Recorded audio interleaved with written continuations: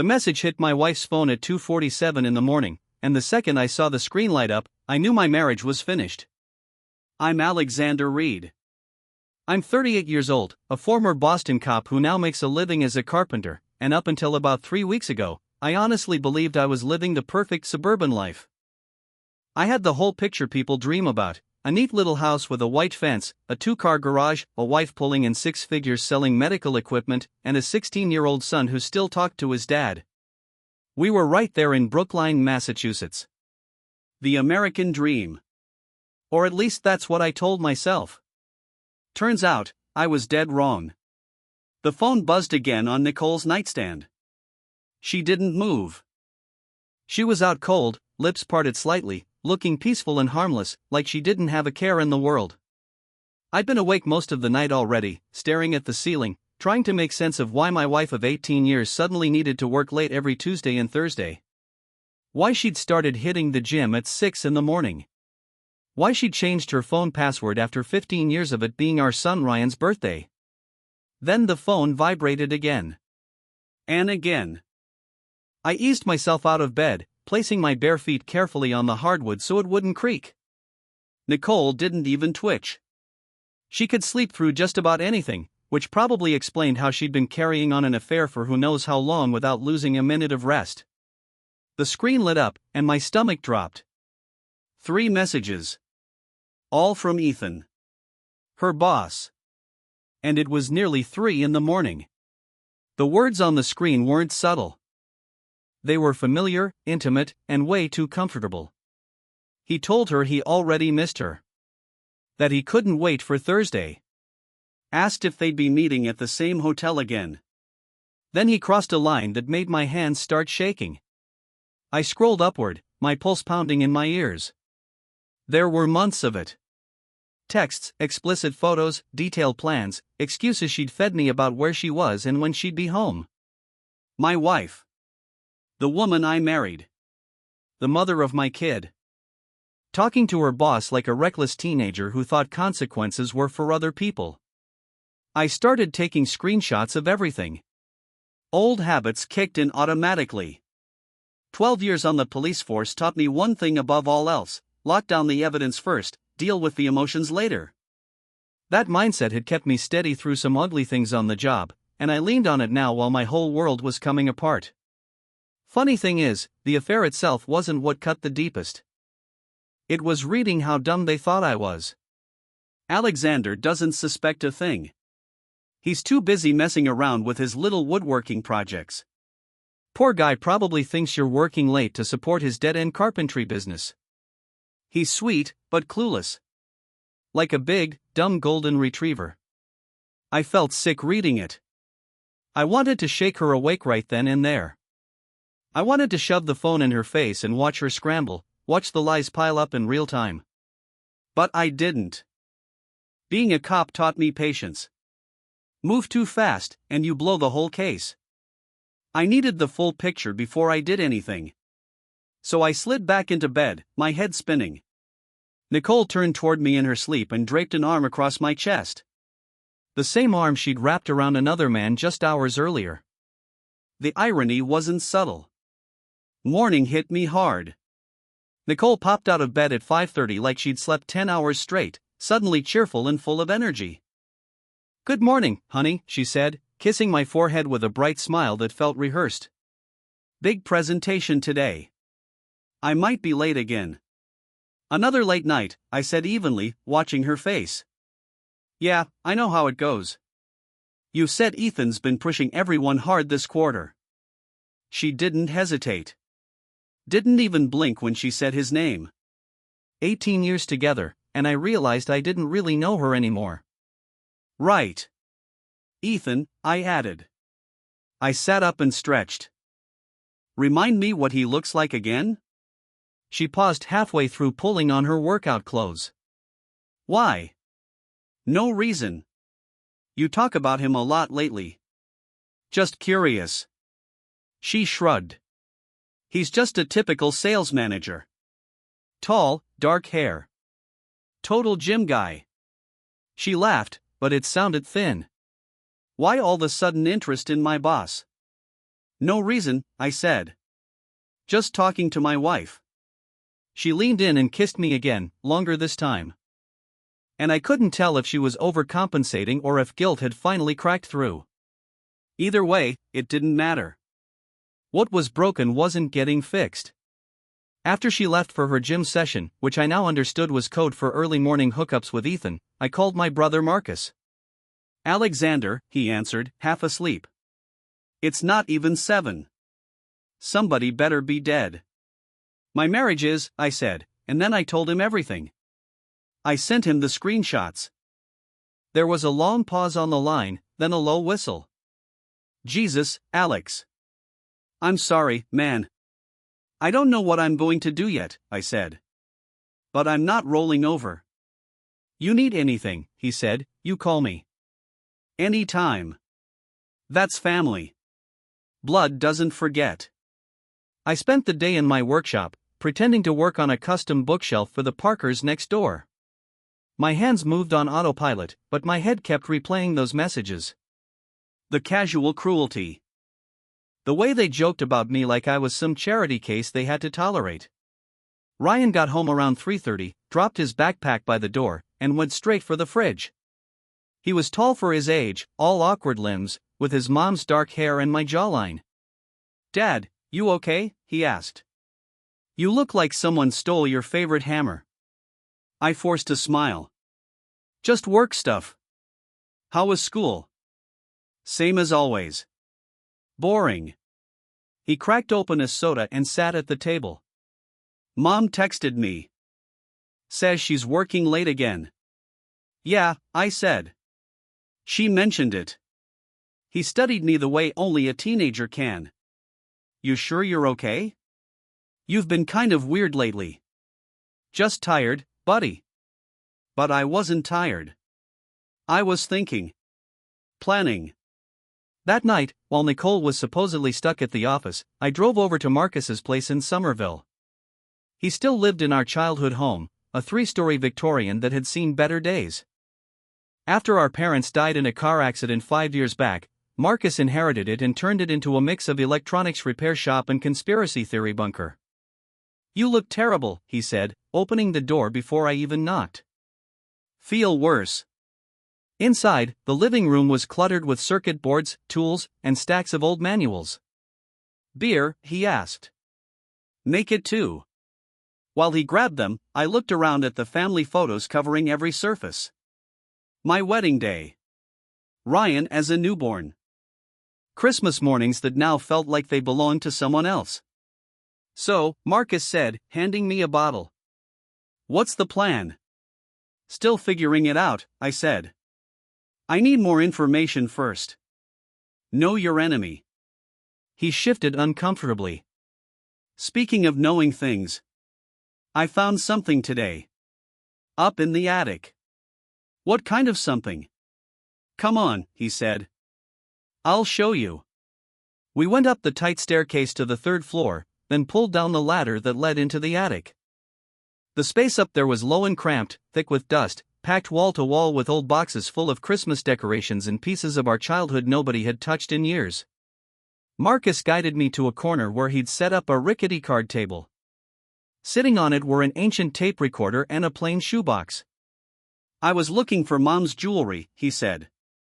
Figured maybe Ryan might want something of hers someday. Found this instead. He lifted the lid off the box.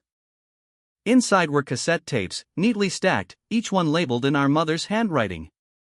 What are those? I asked. Recordings, Marcus said. Like a diary, but on tape. He picked one up and held it out to me. Written on the label were 2 words that made my stomach tighten, Alexander, truth. This one's about you and Nicole. My blood ran cold. What are you talking about? Just listen.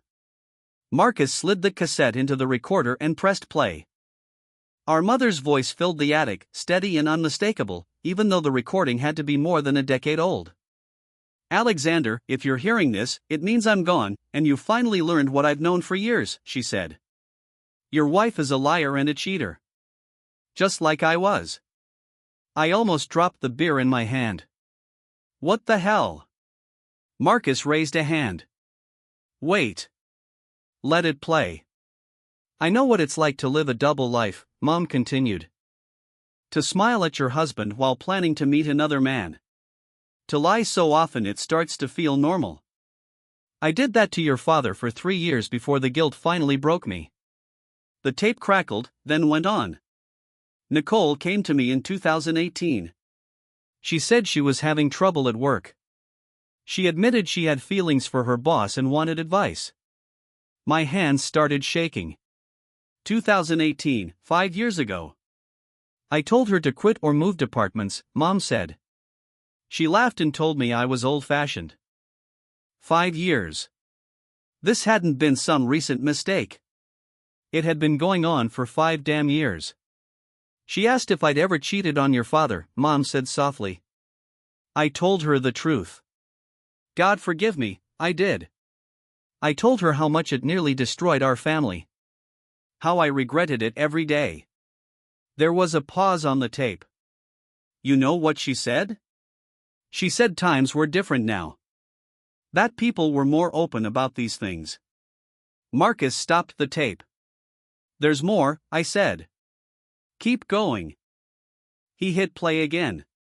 2 months later, she came back and said she'd ended things with her boss, Mom said. But I knew she was lying. She had that same look I remembered from my own affair. That dangerous mix of excitement and guilt. Static hissed through the speaker. I should have warned you then, Alexander, her voice wavered. But I was weak. I didn't want you to learn about my failures. And I hoped I was wrong about Nicole. She wasn't. I saw them together in 2019, Mom said. At the Marriott downtown. Kissing in the parking lot like teenagers. Your wife and a man who was clearly not you. My chest tightened. I took pictures. Marcus reached into the shoebox and pulled out an envelope. Inside were grainy photos of Nicole wrapped around a tall man with dark hair beside a black BMW. Ethan. I'm sorry, Mom said on the tape. I failed you as a mother, the same way Nicole is failing you as a wife. But now you know the truth. Don't let her make a fool of you like I did your father. You deserve better. The tape clicked off, and the silence in the attic felt heavy enough to crush me. I stared at the photographs until my vision blurred. 5 years. 5 years of lies, manipulation, and betrayal. 5 years of me busting my back to support our family while she was sneaking around with her boss. Alex? Marcus asked quietly. You okay? I wasn't okay. I was furious. But underneath that anger was something colder and sharper. The part of me that used to be a cop had already woken up. It was thinking. Planning. I need copies of everything, I said. The tapes. The photos. All of it. Marcus nodded and handed me a flash drive. Already taken care of. What are you going to do? I didn't hesitate. I'm going to ruin them. The next morning, I called in sick on the Henderson job and turned my attention to something else entirely. Surveillance. If Nicole and Ethan thought they were dealing with a clueless carpenter, they were in for a rude awakening. I started at Nicole's office building downtown. I parked across the street in my work truck, pulled my baseball cap low, and waited. At 11:30, she came out with a tall man who matched the photos perfectly. Ethan Caldwell looked exactly like you'd expect. Expensive suit, flawless hair, the kind of confidence that comes from never being held accountable. They walked a couple blocks to a coffee shop and sat at a corner table, thinking they were invisible. They weren't. From across the street, my old police telephoto lens caught everything. The touches. The leaning in. The kisses they thought no one could see. After coffee, they went back to the office building. I followed from a distance and watched them take the elevator to the 15th floor. Nicole's floor. Through the lobby windows, I saw them slip right back into their professional act, chatting with coworkers like nothing was wrong. That afternoon, I dug into Ethan's life online. Social media told me everything. Married to a woman named Rachel. 2 kids in high school. Big house in Newton. Country club membership. BMW M5. Gym selfies every other day. The kind of guy who thought money and charm made him untouchable. That night, Nicole came home with another story about working late. "How was your day, honey?" she asked, kissing my cheek while typing on her phone. "Fine," I said. "Got a lot done." I watched her fingers move. "Everything okay?" "Just work stuff," she said. "Ethan's got everyone scrambling on this new contract." There it was again.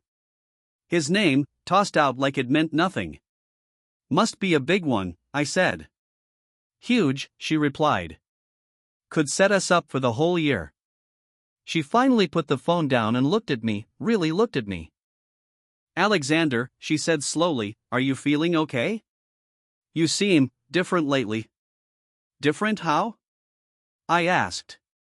"I don't know," she said. "A little distant. Maybe distracted." She stepped closer and ran her hand slowly down my arm. "Maybe we should get away for a weekend. Just us. Try to reconnect." The irony nearly took my breath away. She was suggesting a romantic trip while actively sleeping with another man. Either she was completely disconnected from reality, or she'd convinced herself her lies were the truth. "That sounds nice," I said, going along with it. "When were you thinking?" "Maybe next month," she replied. "I'll have to check my schedule." Of course she would. She needed to make sure it didn't interfere with her boyfriend's calendar. Ryan appeared in the kitchen doorway, his backpack slung over one shoulder. "I'm heading to Daniel's to work on our history project. I'll be back by 10. Drive safe," Nicole called after him. "And text me when you get there." The concern in her voice was real. And somehow, that made it worse. She could be a loving mother while tearing our family apart without blinking. That kind of compartmentalizing takes practice.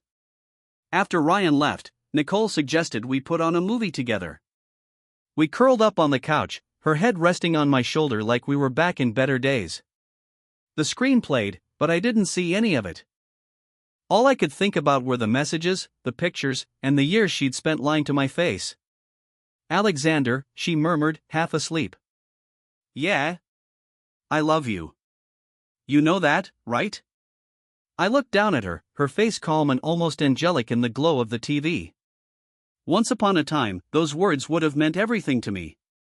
Now they just turned my stomach. "I love you too," I said, lying without effort. Thursday came next. According to their messages, Thursday was hotel day. I followed Nicole from our driveway all the way to the Marriott downtown. The same hotel my mother had photographed her at 5 years earlier. Some habits die hard. They parked in the same spot, used the same entrance, and went to the same room on the 4th floor.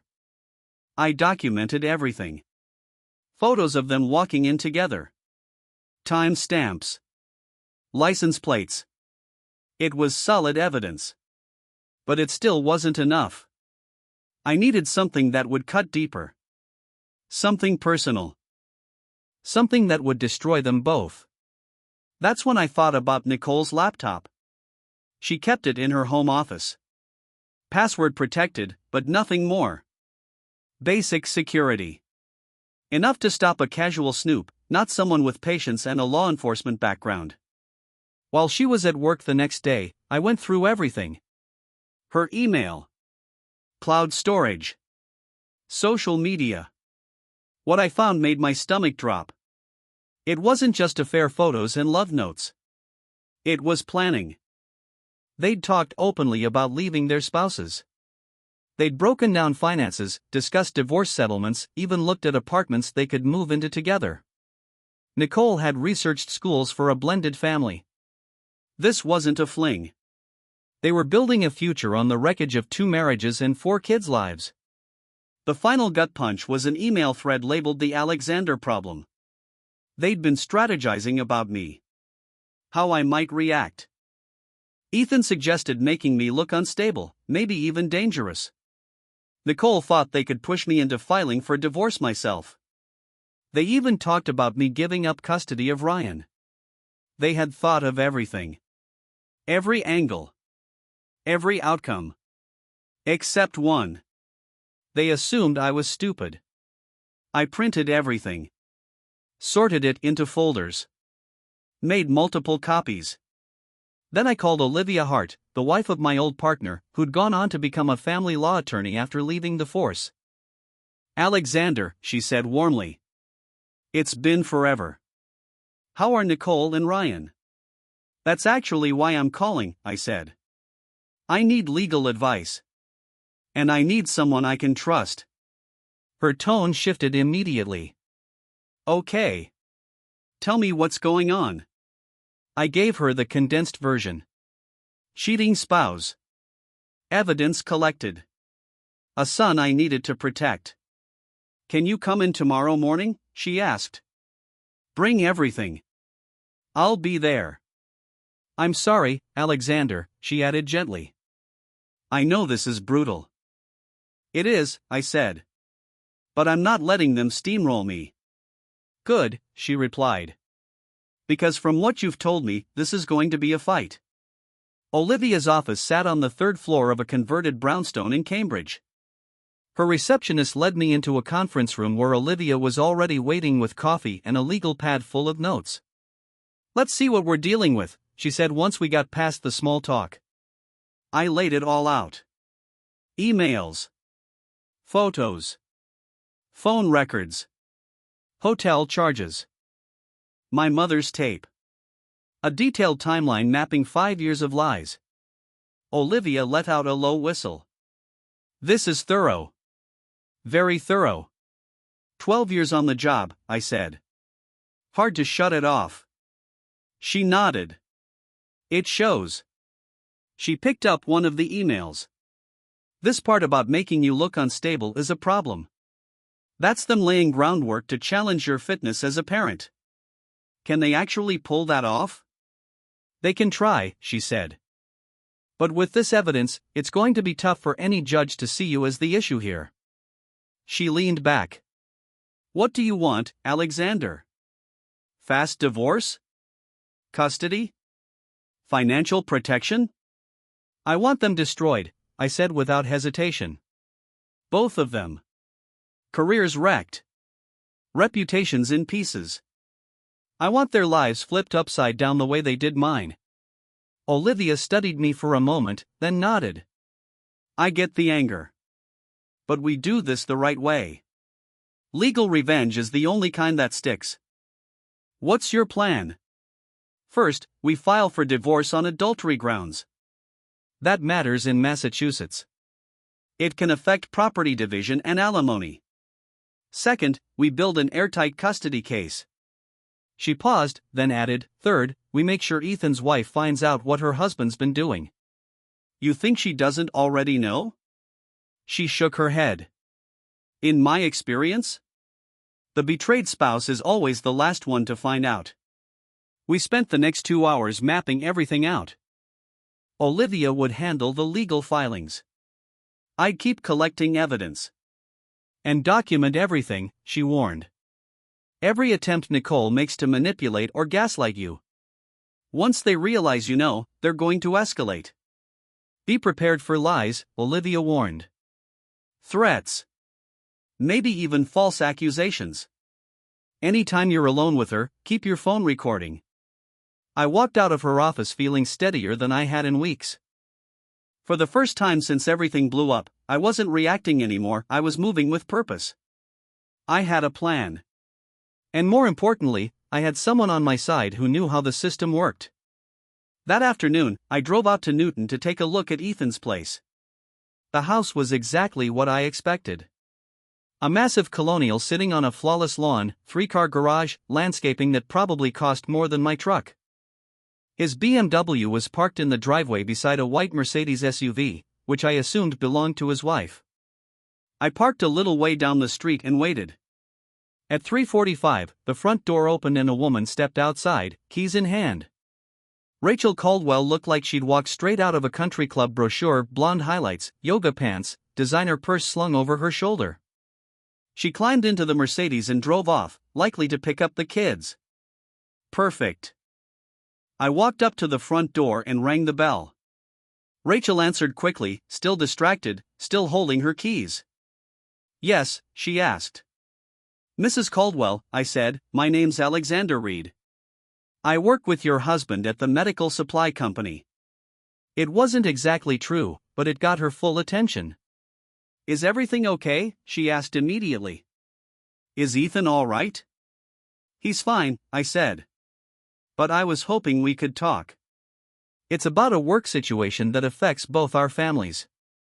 Her concern shifted into confusion. I'm sorry, I was just heading out to pick up my kids. This won't take long, I said. But it matters. Something in my voice must have landed, because she hesitated, then stepped aside and let me into the foyer. What kind of work situation? She asked. I pulled out one of the hotel photos, the clearest one. Ethan and Nicole, kissing in the parking lot. Rachel's face drained of color. She stared at the picture, silent, then slowly looked up at me as the truth clicked into place. Your wife? For about 5 years, I said. She sank onto a bench by the door, the photo shaking in her hands. I knew something was wrong. He's been distant. Late nights. The gym all the time. She looked up at me, tears forming. Do you have more? I handed her the folder. Emails. Photos. Dates. Proof. I'm sorry, I said quietly. But you deserved to know. She flipped through the pages, her face hardening with every one. By the time she finished, the tears were gone. What replaced them was pure anger. That bastard, she said. 22 years of marriage. 22 years, and he throws it away for some office hoe. I'm filing for divorce next week, I said. My lawyer thinks you should too. Oh, I'm definitely filing, she replied. But first? I'm going to make his life hell. Her smile could have cut glass. You said they work together? She asked. She's in sales. He's her boss. Perfect, she said. I know exactly what to do. We talked for another 20 minutes, comparing timelines and details. Rachel was sharp, way sharper than her polished suburban look suggested, and just as angry as I was.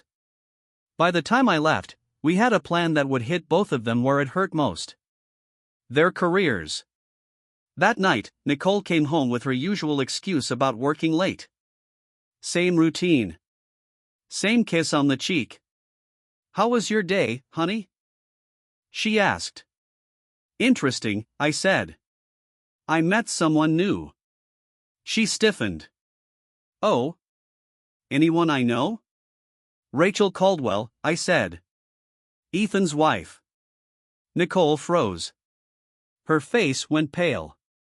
Why would you, how do you even know Ethan's wife? Funny thing, I said. She's been wondering why her husband works so late all the time. Especially Tuesdays and Thursdays. The color completely drained from her face. She opened her mouth, closed it, then tried again. Alexander, I can explain. Can you? I asked. Because I'd really love to hear how you explain 5 years of hotel charges. I pulled out my phone and read one of the messages aloud. That intimate moment between us was unforgettable. Her knees buckled. She grabbed the counter to keep herself upright and stared at me like she didn't recognize me. How did you find this? She whispered. When did you? Does it matter? I said. What matters is what happens next. Please, she said. Let me explain. It's not what you think. It's exactly what I think, I said. You've been sleeping with your boss for 5 years while I worked my ass off for this family. It's not like that, she cried. Ethan and we have a connection. Something real. Real? I snapped. Deeper than what? Our marriage? Our family? The life we built? She was crying now, mascara streaking down her face. You don't understand. We grew apart. We're like roommates. He makes me feel alive again. So instead of talking to your husband, you cheated? I tried, she said. But you're always in your workshop. Always busy. When was the last time you really looked at me? There it was. The gaslighting. Just like Olivia said. I saw you Tuesday night, I said calmly. Marriott. Room 412. I laid the photos on the counter. She stared at them, her face collapsing. I'm sorry, she sobbed. I never meant for this to happen. 5 years, Nicole, I said. This didn't just happen. You planned it. You lied. And you made me look like an idiot. What are you going to do? She whispered. I'm divorcing you, I said. And I'm taking Ryan. No, she screamed. You can't take my son. Watch me. She lunged forward and grabbed my arm. Please, Alexander. I'll end it with Ethan. We'll go to counseling. We can fix this. I looked at her hand on my arm, then at her tear-streaked face. It's too late. It's not, she begged. I love you. I always have. No, I said quietly. If you loved me, you wouldn't have spent 5 years betraying me. I pulled free and headed for the door. Where are you going? She cried. To get Ryan, I said. He's staying at Marcus's tonight. Alexander, wait. But I was already gone. Rachel Caldwell called me at 7 the next morning. It's done, she said, not wasting a second. What's done? I said everything to Ethan's boss, HR, and the CEO of their biggest client. Every email. Every photo. She paused. I also put the pictures on his Facebook page before he could lock it down. I sat up in bed. Jesus, Rachel. That's exactly what he deserves, she replied. His phone hasn't stopped ringing since 6. He's been screaming in the garage all morning. The garage? I changed the locks. Cancelled his credit cards. Moved half our savings into my own account. Her voice was calm. Satisfied. Cold. 22 years, Alexander, she said. He's finally learning what that costs. By 9, my phone was blowing up with calls from Nicole. I ignored them. The voicemails, though, kept getting more frantic. Alexander, please call me back. Something horrible happened at work. Ethan's been suspended. They might fire both of us. Please, we need to talk. The last message came at 10:30. I'm coming home. We need to handle this like adults. I was sitting in the living room when she walked in. She looked like she'd aged a decade overnight. Red eyes. Messy hair. Makeup smeared like she'd slept in it. They fired me, she said flatly. I heard. She stared at me, anger flashing through the exhaustion. You did this. You and that witch, Rachel Caldwell. I documented your affair, I said evenly. Rachel shared the proof. You brought this on yourself. She dropped into the armchair across from me. 5 years, Alexander. 5 years building my reputation. My client list. My career. It's all gone.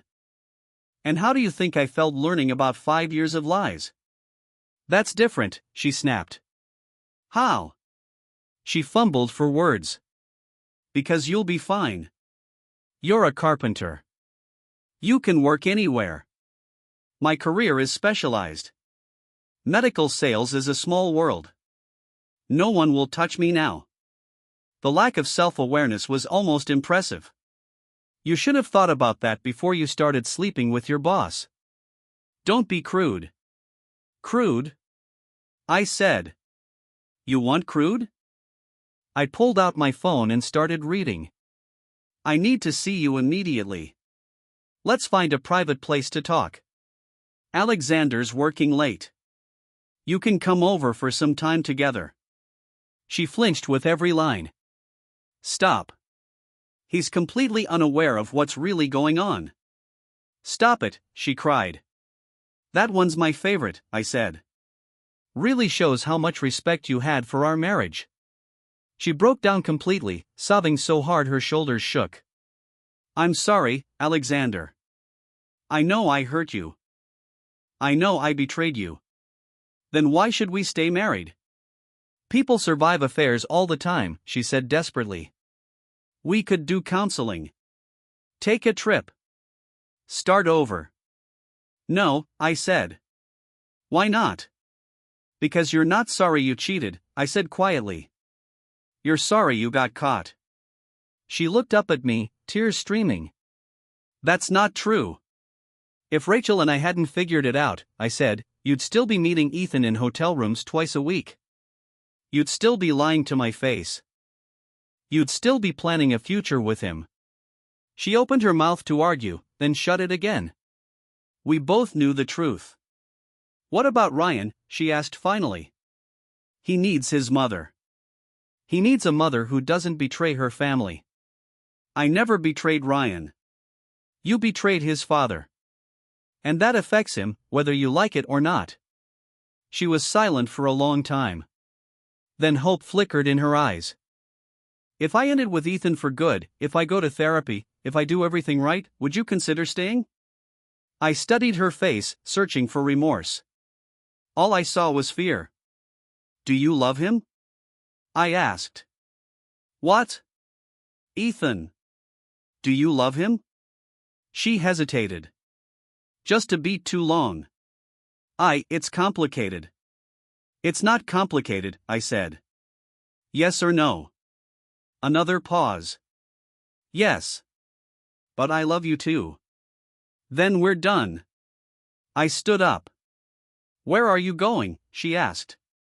To get Ryan, I said. He's been staying at Marcus's. He deserves to know. Don't turn my son against me, she pleaded. I don't have to, I said. You did that yourself. Ryan handled the news better than I expected, and worse than I hoped. We sat at Marcus's kitchen table, the same place our mom used to cook Sunday dinners, where family problems had always been laid out over coffee and cookies. So mom's been cheating on you for 5 years? Ryan asked, his voice controlled but his eyes burning.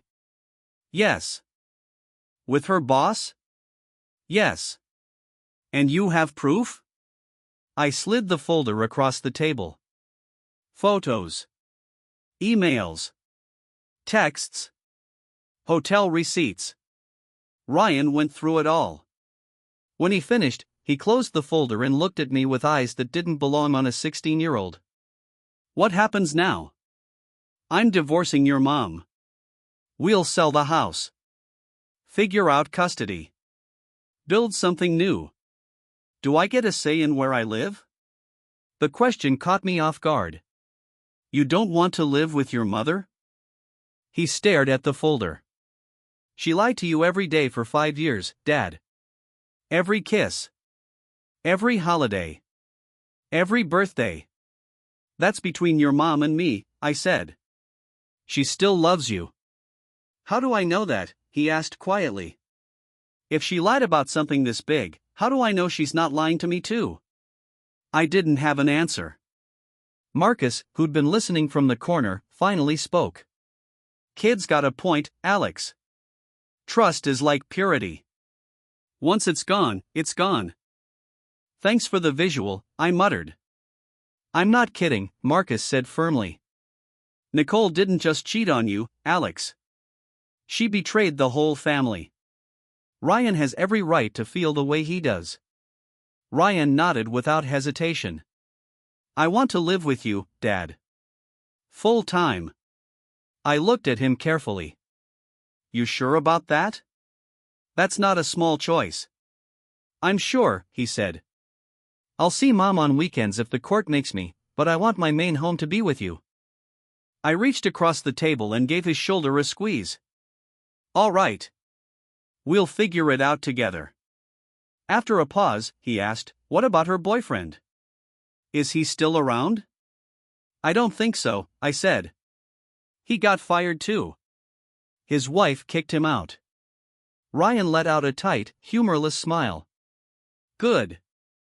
I hope they're both miserable." "Ryan," I started. "What?" he shot back. "They deserve it. They blew up our family for what, cheap hotel hookups? They're selfish assholes, and I hope karma runs them over." I thought about correcting him, about telling him to tone it down. But the truth was, I agreed with every word. The next few days blurred together lawyers' offices, financial spreadsheets, and conversations I never thought I'd have to have. Olivia filed for divorce on my behalf, citing adultery and requesting full custody of Ryan. Nicole's attorney tried to bargain, but the evidence left no room to maneuver. Things really exploded when Nicole realized just how much she was about to lose. She showed up at Marcus's place on a Wednesday night, pounding on the door and yelling about her rights as a mother. Marcus called me from work, and I dropped everything and drove straight over. When I arrived, she was standing in the front yard, hair a mess, clothes wrinkled, looking panicked and unhinged. "Alexander, thank God," she cried. "Tell your brother to let me see my son." "Ryan doesn't want to see you right now," I said calmly. "He's 16, she snapped. "He doesn't get to decide that." "Actually, in Massachusetts, he does," I replied. "At his age, the court takes his wishes seriously." Her face crumpled. "You turned him against me." "I didn't have to," I said. "You handled that all on your own." "I made a mistake," she pleaded. "One mistake in 18 years of marriage." 5 years isn't a mistake," I said evenly. "It's a choice. One you made again and again." She grabbed my arm, her nails digging into my skin. "Please. I'll do anything. Therapy, a new career, whatever it takes. I'll cut Ethan out completely." "You already lost Ethan," I told her. "His wife cleaned him out, and he's facing a misconduct lawsuit." Her eyes went wide. "Misconduct? Turns out sleeping with a subordinate isn't a great career move," I said. "Corporate America doesn't love that." "But it was consensual," she protested weakly. "Doesn't matter," I said. "Policy is policy." The fight drained out of her. She let go of my arm and stepped back, looking hollow. "I've lost everything," she whispered. "Yes," I said. "You have. My job. My husband. My son. My home. Yes." She looked at me, voice barely there. "Was it worth it?"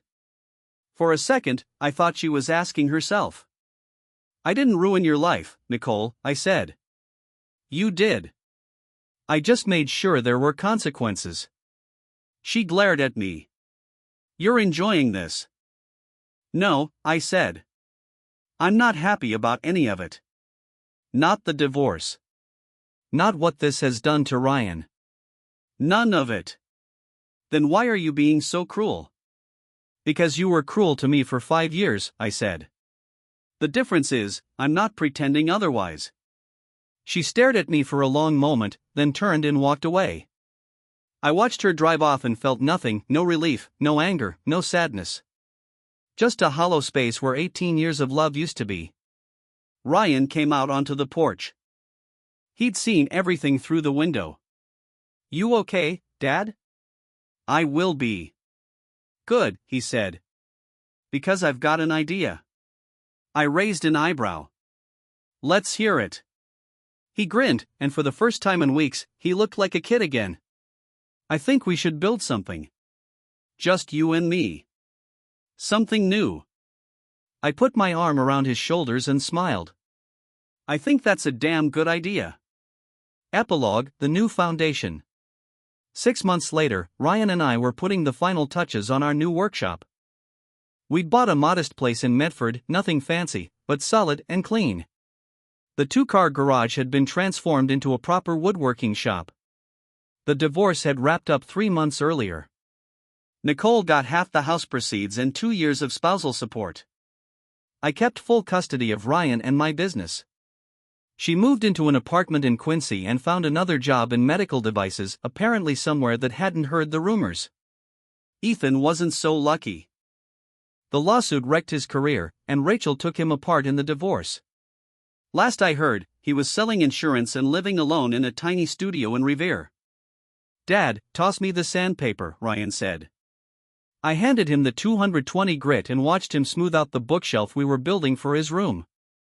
He'd become good at this, steady, careful, patient. "Just like me." "You know what I figured out," he said. "What's that?" "Mom always talked about building a future," he said, still sanding. "But she never actually built anything. Just plans and talk." He glanced up. "We build real stuff. Things that last." I smiled.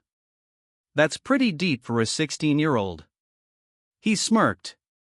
"Guess I had a good teacher." My phone buzzed. I expected a client or Marcus asking about dinner. Instead, it was a message from Nicole. "I miss you both. I know I don't deserve forgiveness, but I hope someday we can be a family again." I showed it to Ryan. He read it, shook his head, and went back to work. "You gonna answer her?" "Nope." "Good," he said. "We're building something new. No room for people who tear things apart." I deleted the message and slipped my phone into my pocket. Ryan was right. We were building something solid board by board, day by day, with honesty instead of lies, effort instead of betrayal. It wasn't the life I'd planned. But it was a good one. Maybe even better. Because the strongest foundations aren't built on promises, they're built on solid ground.